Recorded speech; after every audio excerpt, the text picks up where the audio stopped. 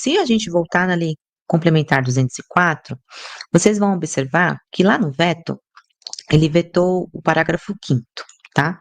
Se vocês voltarem aqui, ó, o parágrafo 5º ele fala o seguinte: alternativamente ao disposto no parágrafo 4 deste artigo, por opção do contribuinte, a transferência de mercadoria para estabelecimento pertencente ao mesmo titular poderá ser equiparada à operação sujeita à ocorrência do fato gerador do imposto, hipótese em que serão observadas as operações internas, as alíquotas estabelecidas dentro da legislação estadual, e nas operações interestaduais, as alíquotas fixadas conforme as resoluções, como eu trouxe para vocês, conforme a Constituição Federal traz para nós, que é 4, 7 e 12%, tá?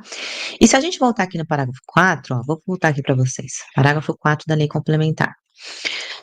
Parágrafo 4 da nossa Lei Complementar. Não se considera ocorrido o fato gerador do imposto na saída de mercadoria de estabelecimento para outro da mesma titularidade, mantendo-se o crédito relativo às operações e prestações anteriores em favor do contribuinte, inclusive nas hipóteses de transferências interestaduais em que os créditos serão assegurados. E aí ele coloca aqui, né, os incisos: pela unidade federada do destino, por meio da transferência de créditos, limitados aos percentuais estabelecidos dentro da nossa Constituição Federal, ou seja, as alíquotas, e pela unidade de origem, em caso de diferença positiva entre os créditos pertinentes às operações de prestações anteriores. Então, aqui, de fato, a lei complementar ela estava trazendo o entendimento do STF, né, acerca da não incidência do ICMS sobre a operação, conforme aquelas duas características que a gente colocou aqui em aula, né, que não teve uma transferência de titularidade e, consequentemente, não há o que se falar sobre uma operação comercial. Então, o parágrafo 4º ele continua, só que o parágrafo 5º ele traz para nós a alternativa, ou seja, a opção do contribuinte por seguir o parágrafo 4 ou manter as operações tributadas. Então, conforme a prática da operação da nota fiscal eletrônica, o que vai mudar de fato é que se o seu contribuinte optar por essas operações serem tributadas de ICMS, nos seus dados adicionais vocês não vão informar que essa operação não incide ICMS conforme a DC 49, tá? Então ele vai continuar tendo a incidência do ICMS normalmente. Agora, se o seu contribuinte optar pela não incidência do ICMS, 2 pontos.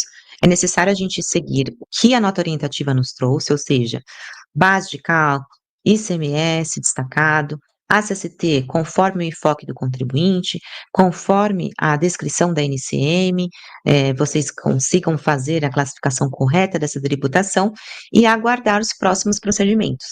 Que pela nota orientativa, o que nos aguarda é de fato uma estrutura coerente com essa nova funcionalidade de não incidência do ICMS dentro da nota fiscal eletrônica. E, consequentemente, os estados também vão precisar nos orientar em como essa nova estrutura de uma nota fiscal eletrônica seguirá dentro do SPED fiscal. Tá? Então, vai ter esses passos para vocês se manterem atualizados. E por isso que eu trouxe para vocês essa aula, para que vocês percebam que esse tema, ele é delicado, até porque para um contribuinte que não sabe de fato sobre a área fiscal, sobre os efeitos das nossas normas tributárias, se você buscar as notas fiscais eletrônicas, de fato para ele não muda nada, né? Só que para nós, na parte de operação, acaba mudando. Então, esse é um ponto-chave para vocês conseguirem entender essa nova dinâmica, essa nova mudança, para vocês repassarem as atualizações para os seus clientes. E, obviamente, o que eu deixo de recomendação, a partir de agora, fiquem de olho nas movimentações das notas fiscais eletrônicas ou de novas notas orientativas. Obviamente, aqui o nosso objetivo na área fiscal é manter você, profissional da área fiscal, atualizado. Então, caso haja uma mudança, a gente com certeza vai trazer para vocês em aula.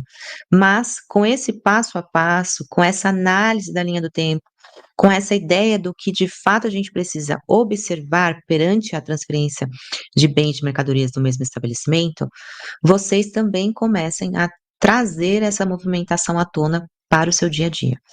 façam boletins, façam circulares com as suas equipes para de fato demonstrar o que mudou ou o que não mudou, né. Porque de fato, aqui nessa operação nada mudou, em questão de trazer a operação, de fato, da nota fiscal eletrônica. Então a gente não teve mudança dentro de uma tag, ou de fato a gente vai mudar a operação a partir desse veto. Até porque essa não incidência, para a gente trazer isso para a nota fiscal eletrônica, ainda teria que ter a base de cálculo e o ICMS destacado em nota.